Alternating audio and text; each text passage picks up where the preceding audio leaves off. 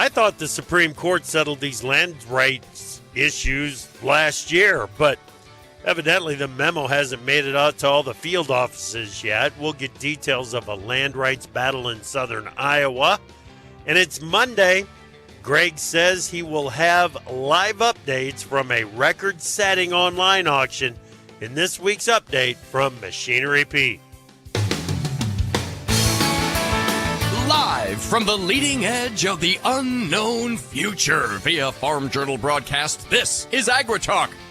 This morning, we begin with a conversation with Greg Peterson, Machinery Pete. Then it's Farm Journal wordsmith Chris Bennett with attorney Charles Yates from the Pacific Legal Foundation, and later Roger Horton from Landis International for the Growing Matters BeSure campaign. Directly following the news, Bret Walts from BAMWX. I'm handsome newsman Davis Michelson, and now the host of AgriTalk, Jeff Laurie. One breath, buddy. Baby. Made it in one breath. Love it. Love it. Well done. Well done. I mean, do not try that at home, ladies and gentlemen. Do not try that at home. That's right. That's right. He is a professional. Clears the lungs the first thing Monday morning. Bro, we got a big show coming up. We do. We do. No question about it. With some important information as well. Indeed. About these land rights issues that they just keep coming up. And it's just because of the overreach of, in this case, and in many cases, the Army Corps of Engineers. Mm-hmm. There are times, Davis, when I look at some things that the Army Corps of Engineers do, and I think that is fantastic. They have got that figured out. Look at what they're doing with that project. This really makes sense. And there's other times that I look at it and I just think, these guys have got to be rogue. They've got to be, off in no man's land when it comes to everything else that happens at the Army Corps of Engineers. Yeah, these rules are enforced from on top. Mm-hmm. Mm-hmm. And if there is overreach, it's happening throughout throughout the division and the agency, and so they need to be called on it. Well, if they're not called on it, it just goes on and on and on, and that can't happen. Remember how with the great anticipation we looked forward to the Sackett decision. Yeah. And we received that decision, and, everything should be clarified through that ruling, and apparently it's not. Exactly. So we are going to get into some of the details of what is going on down in Decatur County, Iowa. Yeah, listen up, everybody. And figure that out. Kudos to Chris Bennett for first reporting on that on agweb.com. We're going to get him in here for the conversation. He's the best. You bet. You bet. Greg, did I say Craig? I meant Greg. You meant Greg, yeah. Greg Peterson, Machinery Pete, is also going to be with us. And then at the end of the show, Roger with a BeSure message. Okay, bud, let's get to it. Yep. Well, let's hustle here. The National Weather Service calls for more rounds of excessive rainfall and severe weather expected to push east and southeast toward the lower Mississippi Valley today. A late season storm to bring widespread high elevation snow and lower elevation rain across the Pacific Northwest toward the northern Rockies, with increasingly windy conditions to develop over the northern high plains. Chip, I haven't mentioned it here anywhere in my news copy here, but a bevy of small towns across farm country, bro, just smashed by tornadoes.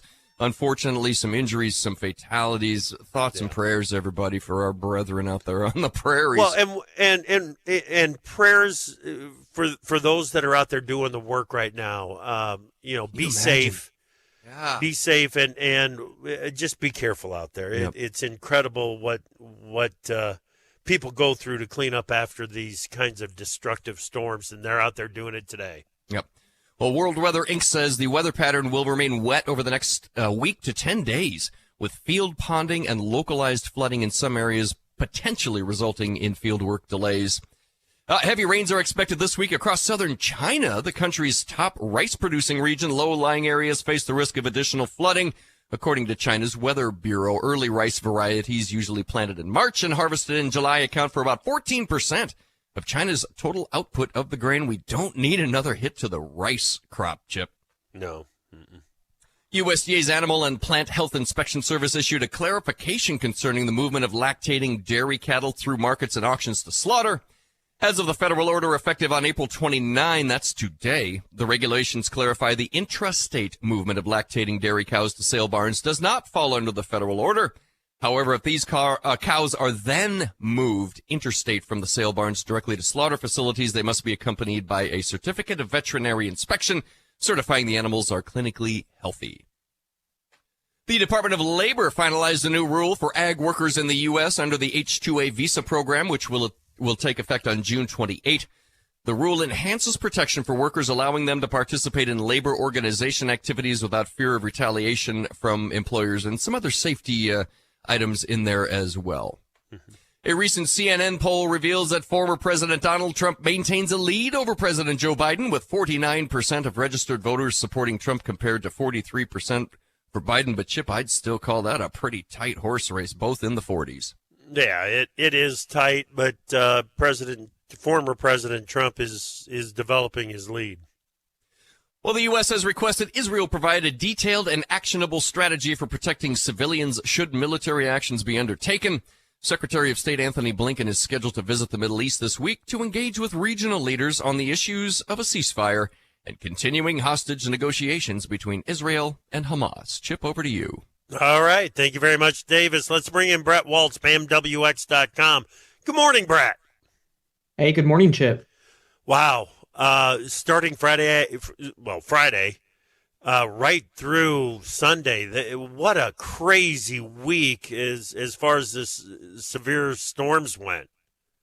Yeah, for sure. I think multiple days of what I would call a severe weather outbreak out there across the plains. And I'm concerned that is an area that can continue to stay pretty active over the next couple of weeks. Overall, it's kind of La Nina-like. I think we're going to continue to target those areas for additional rain threats, additional severe weather threats as well. Certainly our thoughts and prayers with everybody that was affected by that, and hoping that the same areas don't get hit again. Right, exactly. So, general trends. Talk to me about the general trends to expect in the Corn Belt. Yeah, I think overall, the good news is that it's going to be mild. I think over the next 10 days, at least, pretty consistently warmer than normal as a whole. A couple of cold fronts there, here and there, but I think overall the pattern through early May is pretty mild. However, with it being mild, I think it stays active. I think the plains, except maybe our friends in far western Kansas, western Texas, are probably going to remain pretty active as a whole over the next 10 to 15 days. Okay. There are some that are thinking, 4, 5, 6 day break in these rains would be nice so we can get some field work done. Is that anywhere in the Midwest? I think if anywhere, it would have to be like further southeast, Indiana, Ohio, Kentucky. Okay. I'm really concerned that we're not going to have any kind of consistent 3-4 day stretch of dry weather even over the next 10 to 15 days.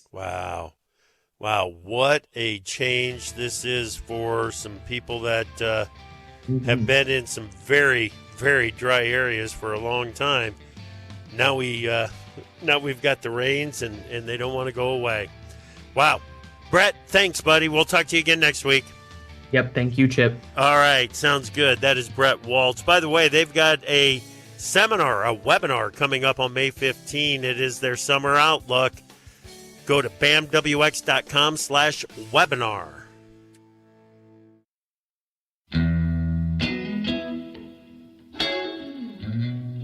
Machinery Pete here, folks. This segment of AgriTalk brought to you by our friends at Dakota Ag Innovations, makers of Dakota Shine, the best way I've seen to fix faded paint. Go to dakotashine.com or call 888-996-7801.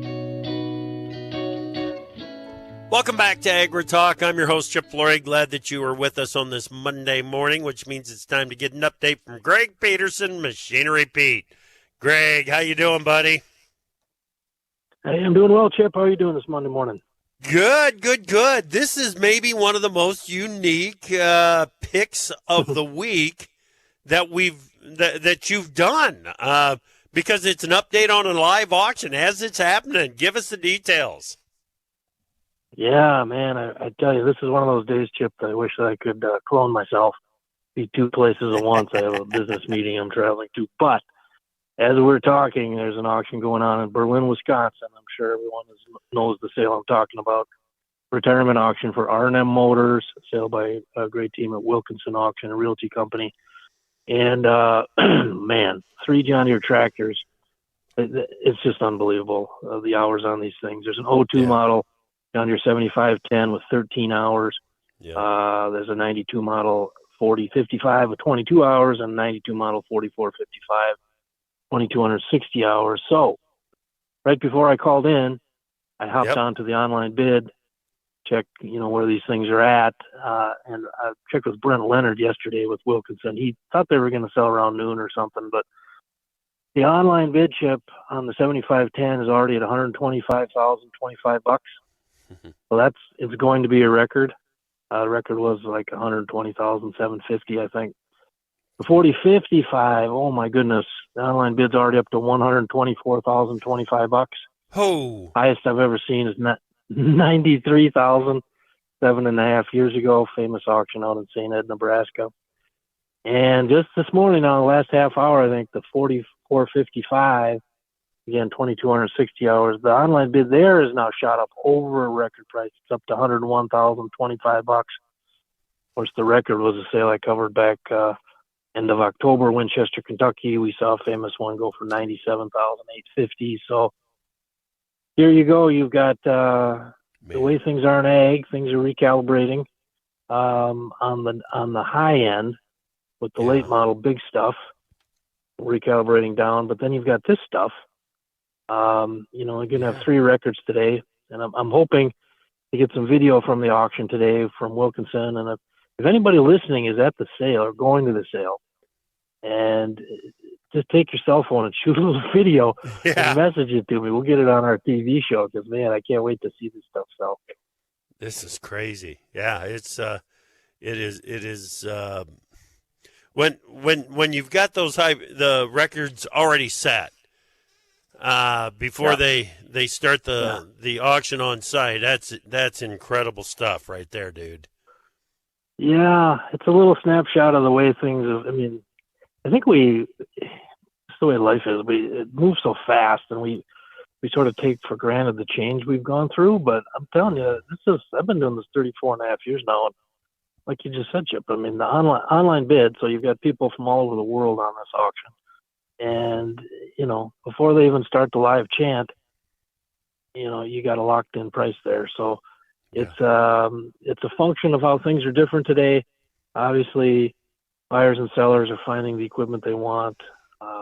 Extreme case here with record low-hour items, but even on whatever. Say I want a nice Ford F600. Oop, there's one 5 states away. Yeah, it costs X to ship it, but that's what I want. Click it, buy it, done. Right. The 55s have been making a lot of news for you here lately, haven't they? Oh, well, a month ago yesterday, of course, that sale created equal ripples. That was in Kingsley, Iowa, a sale for Rob Flendel by Paulson Auction.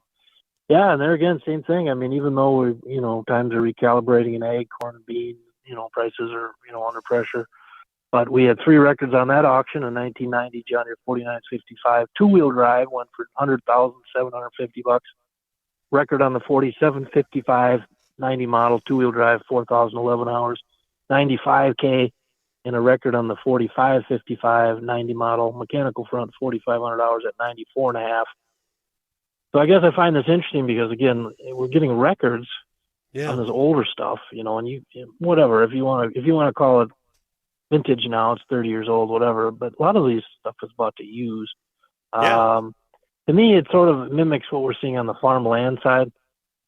It's like the prices aren't going down, and it's like, well, who's paying these increasing, and it just is what it is. There's a lot of old money out there still at work, whether it's land or machinery. So when the right stuff pops along and your favorite tractor is a 55 series or a Magnum red one, it's just, it's go time. It's just, they just go crazy. Yep. And that go is time. the magic. That's a magic sauce for a lot of guys out there, right? No doubt. Well, and I told Brent Leonard when I emailed him yesterday, I said, Brent, you're selling 3 John Deere time machines today. Yep. And that's really what they're selling. So, and they still get the job done. You can wrench on them and not computerize the whole bit. So it'll be interesting to see what they go for. Right. Yep. No doubt. No doubt. Stay tuned. Okay. I'll post a blog. I'll post a blog later today, folks, and let you know what they all brought. That's excellent. Thanks, buddy. Okay. Let's go up north, up to Yorkton, Saskatchewan. Yeah, last Tuesday for you Alice fans, a really nice Alice 8050, looked like new, 1,995 hours on it. Consignment auction, Yorkton, South Dakota, by Yorkton Auction Center. It went for $30,295 US, Okay. and that's the sixth highest price ever on an Alice 8050. So you could argue, pretty good buy there. Okay. Super nice one. So yeah, that was interesting last Tuesday up in Saskatchewan. Yep. All right. Let's go to Minnesota now. What do you got there? Well, it was the next day, last Wednesday. My good friend John Carlson Okay. Auction Company. Really a small sale. It was in Stanchfield, Minnesota, but Massey Ferguson. Wow, beautiful, hardly used stuff here. Had one tractor, 2019 Massey 4707, 183 hours, one owner. That brought $30,751. And then some hay equipment, just beautiful, hardly used at all. 2021 Massey 15125 rake. That actually was unused. That brought $4,529. And then a Massey 2019 1745 round baler that was unused went for $20,000. And a 2021 Massey DM 255 disc mower, super condition, hardly used, brought $7,200. So cool sale there by my friend JC John Carlson. Yeah. Yeah. That hay equipment, it sounds like there was actually some buys in that. Well, not bad, Yeah. for unused. Yeah. It might be a case there where, there were only like 8 items on the auction. Okay. So sometimes on the really, really small sales, you just don't drag in all the other eyeballs that you would on Right. a more of a regular or a large consignment or retirement type sale. Exactly. Okay. Let's. I love where you want to end up this week in the conversation, and that is with your talk about the theory of opposites. Tell me about it. Yeah, well, I was requested to turn in a column for Top Producer magazine here, so I'm kind of letting the cat out of the bag. But the theme was, hey, Pete, why don't you give us your best tips for young folks on the cusp of taking over their farm? And so I was like, okay, that's good advice, good topic. So I got 5 pointers. I'll just share one here, and it's my theory of opposites, like you said. So Yeah. basically, it's when everyone is running one direction, train yourself both mentally and then the long term, getting yourself financially in position, to be aggressive when everyone's pulling back, and vice versa. When everyone's full on, hey, let's go spend money, then pull back. And I think that's, I've been doing this 34 years. I see that's how you can make your fortune. So, in terms of used equipment, I've always noticed 4 to 7 year old is one of the biggest depreciation. That's when the best buys are, like tractors 4 to 7 years old. So look back a decade with me to 2014 and 15. And let's look at 2010 model John Deere 8345R tractors. Okay. So they were 5 years old then. The highest auction price I saw 2014-15 on a 10 model 8345 was 136 to 146.3. Okay. Now the last 2 years on a 10 model 8345R, when everyone wants to buy, got the checkbook out. Okay. Highest auction prices went from basically 260 to 297. They doubled. But nobody wanted to buy back then, and dollars were tight. But I actually wrote a column in Farm Journal December of 15, Chip, and I said, hey guys, I don't mean to tell you what to do here, but you'll never have a better chance to be a buyer than right now. Right. Because dealers were stuck with way too much late model stuff. Yeah. Nobody was wanting to buy. Stuff was falling 20-25% a year. That's when you got to have the money to act, and you can get unbelievable value. Yes, absolutely. Makes a lot of sense, Greg. Good stuff. Looking forward to your blog update later today, man. All right. Sounds good. We'll keep you posted.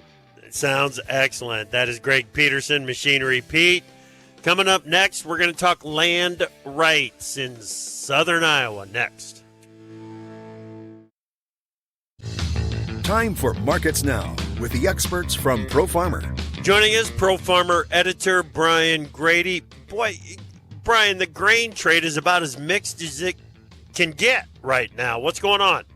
Well, soybeans, soy meal, they're being supported by a oil seed crusher strike in Argentina. And so that's given meal in particular a pretty solid start to the week here, trading $4, almost $5 higher at mid-morning. Soybeans have backed off of their overnight highs and highs earlier today, but still trading about a penny higher or so at mid-morning. But boy, the opposite of that is the wheat market, in particular SRW contracts, double-digit losses there. That's starting to weigh on HRW futures a little bit and also weighing on the corn market. Yeah, but boy, HRW futures trading real close to unchanged, and spring wheat futures are actually trading a little bit higher right now as we speak, and then corn 3 to 4 cents lower here to get the week started. Take us over to the livestock trade. Not a lot of good news there either. Well, the hog market gapped sharply lower in continuation of the late week sell-off last week. Now, we did some technical damage on a short-term basis to finish up last week, a very poor close on Friday. Gap lower this morning and kind of looked like we'd get another flush, and we did initially, but now we've come well off of those lows and trading mixed here at mid-morning. So quite the response and signaling that there's buyer interest underneath the market, I guess, which is positive. We'll see where it all finishes up at the end of the day. Okay. On the cattle side of things, April live cattle trading a little bit to the upside, but everything else is under pressure in live cattle, and the feeders are under pressure too. So moderate to sharp losses at mid-morning in those contracts. Good stuff. Thank you, Brian. That is Pro Farmer editor Brian Grady on Markets Now. Hey. Opinions expressed on AgriTalk do not necessarily reflect the views of Farm Journal Broadcasting, affiliate stations, or sponsors. Our name says it all. AgriTalk. What more do you need to know? Welcome back to AgriTalk. I'm your host, Chip Flory. Glad that you are with us. Let's introduce exactly who we're going to be talking with here for this segment, because I want to get we almost need a program for the players that we've got involved here today. But first off, let's bring in Chris Bennett. If you have not read Chris's work on agweb.com that he does for Farm Journal, you are really missing out. You want to talk about a variety of stories and a variety of topics that are well written. Chris is the guy on agweb.com, no question about it. Chris, it's good to talk with you again, buddy. How you doing? Chip, good morning. Thank you so much for having me on. It's a privilege. Good morning to you. You bet. All right. Glad that you are here. And attorney Charles Yates with the Pacific Legal Foundation joins us as well. Mr. Yates, it's good to talk with you. How are you? Oh, I'm doing very well today, Chip. Thanks for having me on. I appreciate it. You bet. I'm glad that you're here. We need to get to the details of this, what's going on. So Dan Ward is a landowner, and Chris checked me on all of this. But Dan Ward, landowner in south central Iowa, down in Decatur County, Iowa. He's got 420-acre piece of ground. It's made up of 200 acres of timber, 180 acres of prairie, which I'm assuming is CRP or pasture or something like that, and then 40 acres of crop ground. So here's the deal. Mr. Ward cares for every inch of that 420 acres because he enjoys his time outdoors, and he wants that timber ground to be as productive as the crop ground, which is why he wants to add a pond, a 9-acre pond for him and his grandkids to enjoy. Have I got this right so far, Chris? Yes, sir, Chip. It's 420 acres he had bought several years ago. He was an average fella. This is not complicated. He wanted to build a 9-acre pond. He's got a handful of grandkids. He's a big whitetail hunter there in Decatur County, which is known for big deer, to say the least. Oh, yeah. And he wants a 9-acre pond. He followed the rules. They had soil samples taken. They made sure there was no wetlands issue. And from there, because of the levee the pond needed, he applied for a dam permit with the Iowa Department of with the Iowa Department of Conservation, and they then turned the application details over to the Corps. And as Dan Ward has said, from that point, it went off the rails. Man. Now, Mr. Ward is a contractor, isn't he, Chris?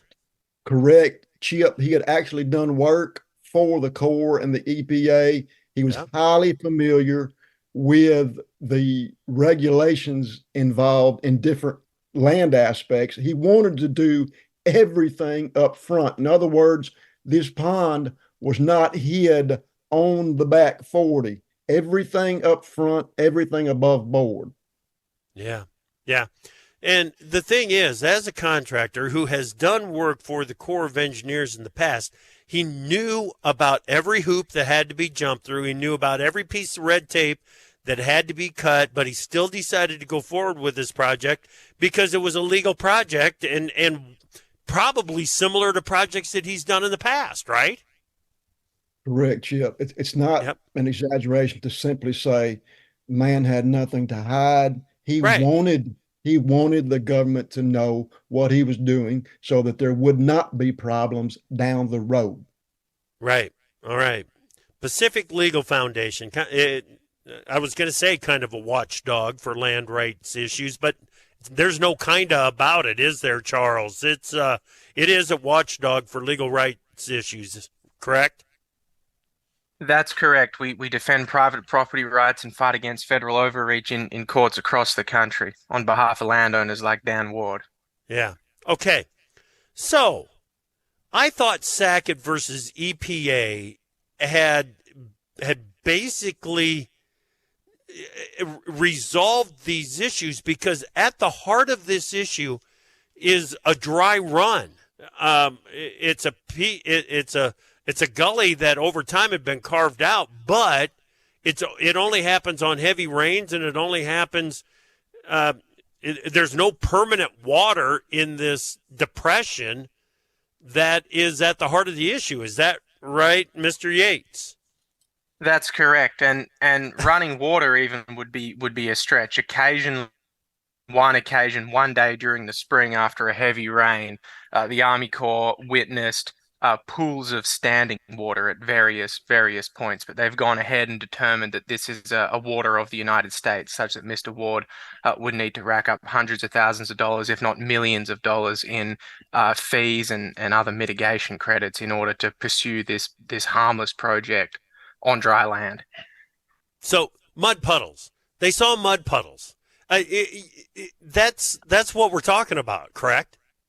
That's correct. We're talking about mud puddles in a dry depression, and going back, we're talking about precisely how EPA and the Army Corps of Engineers have operated for the last 50 years since the passage of the Clean Water Act. They were given jurisdiction over the waters of the United States, navigable waters, things that you and I could look at and say, hey, that's a water.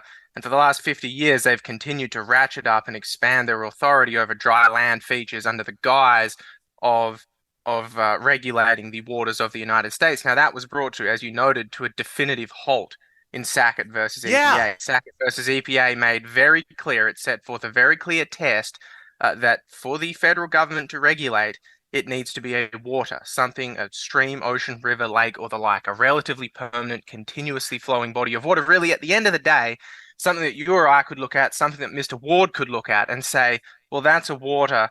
The federal government may have an interest in regulating it.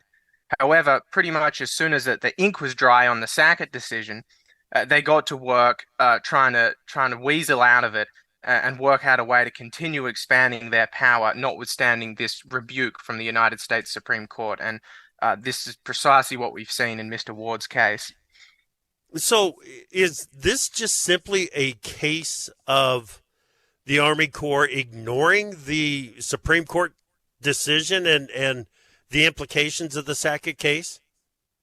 I think that's correct, and I would add a modifier that they're willfully ignoring it. That suggests to me, Mr. Yates, that is this a test of the decision that the Army Corps has decided to pursue? What is it? Well, I think it bears looking at the history here. So there have been multiple decisions at the United States Supreme Court, one in 2001, the Swank decision, and another in 2006, Rapanos. And both of these decisions, and then of course Sackett in 2023. And all of these decisions made very clear that the Army Corps cannot regulate to the extent that it has claimed. But after each decision, going all the way back to 2001, they've always worked pretty well, like I said, as soon as the ink is dry in these decisions, to continue expanding their own authority. So yes, I think it would be correct to say that the Army Corps really here and in many other cases around the country that I'm aware of is working to test the limits of its authority and essentially what it can get away with, notwithstanding the clear decision of the highest court in the land. Boy, absolutely amazing that. And believe me, when I say that this is an amazing case, it's not. And Chris knows this. Chris knows me well enough. It's not like I'm a kind of guy that thinks, hey, if it's on somebody's piece of ground, even if it's a creek that has been running for years, that guy ought to be able to do whatever he wants to it. No, doggone it. Let's maintain the natural flow of that creek. That's me. That's me. But, Chris, that's not what this is at all. No, sir. The devil's in the details here. And yeah, it's quite alarming for any liberty-loving American to see this. Now, I'd like to emphasize, Chip, that the only reason that we know about the Dan Ward case and EPA, the Corps' behavior at this point is because of the Pacific Legal Foundation. Yeah. For all of the other cases across the country in the past and current, those go swept under the rug, or the landowner has to roll, or the landowner has to follow the government's accords, essentially meekly. But in this case, Dan Ward has pro bono representation from Pacific Legal Foundation that fills a massive gap for landowners and, again, liberty-loving Americans across the country. I'd like to say that in that Sackett case in 2023, the one that the Supreme Court decided, that was Charles Yates and Pacific Legal Foundation filling in the gap there as well. Yeah. And Mr. Yates, this is a case that I would anticipate that you're going to stick with to the very end on this one, right? Yes, Chip, we intend to fight to vindicate Mr. Ward's rights. As things currently stand, we're litigating an appeal before the Army Corps of Engineers, and we'll see. Hopefully they recognize their mistake here, the fact that they're wrong on the merits. But we'll see what happens after that. If history is anything to go by, it's these agencies are pretty dead set on maintaining their authority under the Clean Water Act, and really they'll do anything to maintain it. And Chris makes a good point. After Sackett, Dan Ward's case is not an isolated incident. I'm aware of multiple cases all around the country where the Army Corps of Engineers is continuing to maintain authority over features like this: mud puddles, isolated wetlands, notwithstanding the clear holding of the Supreme Court. Yeah, which is exactly why we need to stay on things like this. Chris, great job of reporting. Please keep us up to date on what is happening with this case with Mr. Ward, all right? Thank you for having me, Chip. Take care. You bet. Chris Bennett with Farm Journal, and Charles Yates, attorney Charles Yates with the Pacific League Foundation. Good luck to PLF on this one as well. We've pulled for him in the past because of some of these land rights issues and the overreach from the Army Corps. Whew.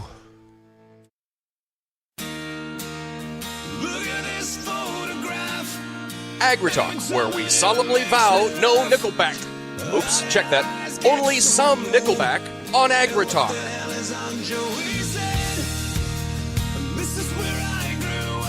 Welcome back to AgriTalk. I'm your host, Chip Flory. Glad that you could join us. Joining us now is Roger Horton. He is the Vice President and General Manager for Landis International. Roger, welcome to AgriTalk. How are you? I'm doing great. Thank you so much. Excellent. We want to talk about the BeSure campaign and the Growing Matters issues. Tell us about this year's BeSure campaign.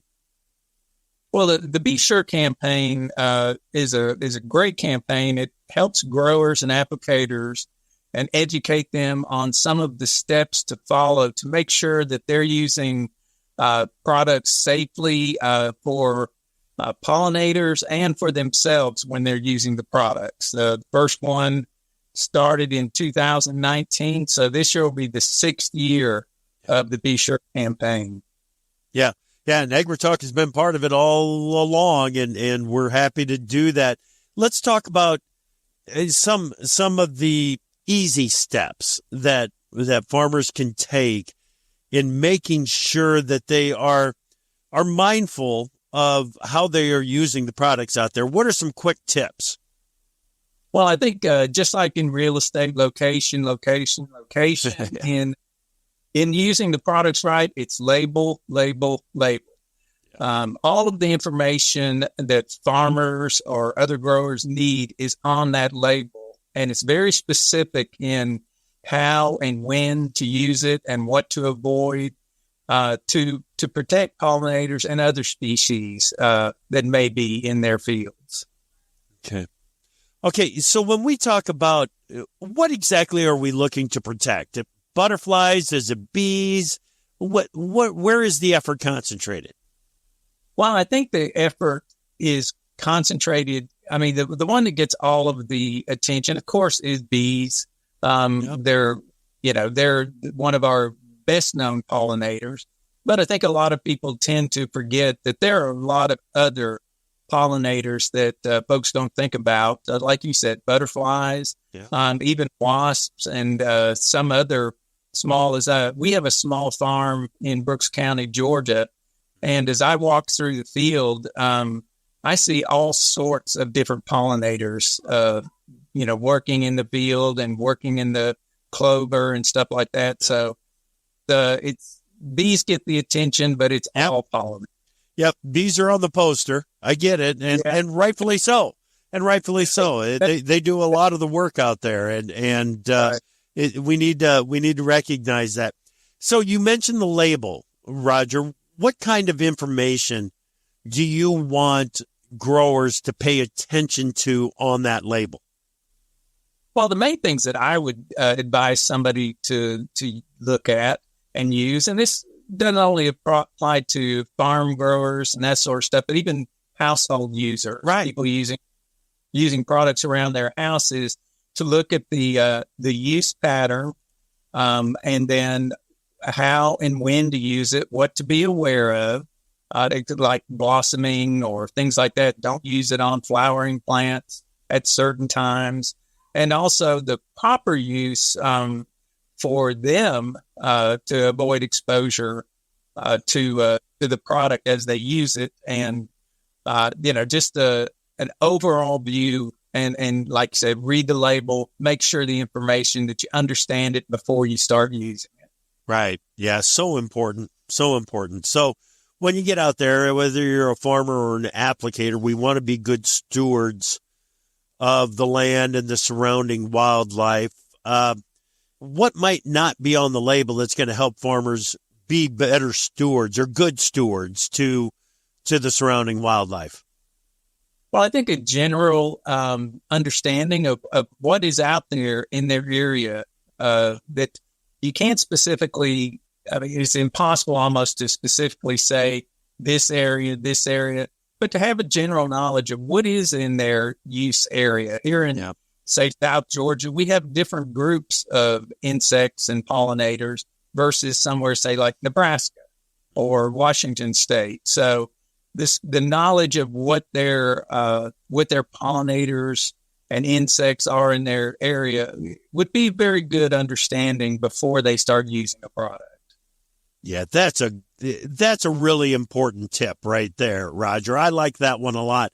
That's not one that I've heard a whole lot. Just be aware of your surroundings. Be aware of what's in your surroundings and how those pollinators and other wildlife might be impacted by what you're doing out there. It's good stuff. Good, really good. I like that. Okay, so we've talked about protecting pollinators and other wildlife. Let's make sure that farmers and applicators are watching out for themselves here too. what are some tips to keep people safe while they're putting the product out there to keep the crop safe? Right. The main thing on that is to look at the warnings for personal protective equipment, things you should wear. As you're loading the product to, say, a sprayer or something, or actually doing the process of spraying, what you don't want to get exposed to, afterwards, once you're done with all of the spraying and everything, to wash yourself off, because you don't want to carry this stuff home. It's very useful products in the right place for the right use at the right time. So I would say, especially on the label, pay attention to the PPE part of the label to make sure that they're fully protected, not exposed. If they are supposed to wear a mask, then they need to wear a mask, rubber gloves, sort of thing. So they need to take care of themselves, because these products are made and to serve a purpose, and so protect themselves from that purpose too. Excellent. Thank you, Roger. That is Roger Horton. He is the Vice President and General Manager for Landis International. If you want to know more about how you can protect those pollinators out there, go to www.growingmatters.org/BeSure. All right, good stuff. Thank you so much, Roger. Appreciate that. Big thank you to Greg Peterson, Machinery Pete, for today, and to Chris Bennett from Farm Journal, Charles Yates as well. Absolutely. So, what is this music? It makes me feel free. I'm not exactly sure, but hey, Davis has got this land rights story in this month's edition of Landowner Newsletter as well. Oh, yeah. Check that out. Come back this afternoon, Jody Lawrence.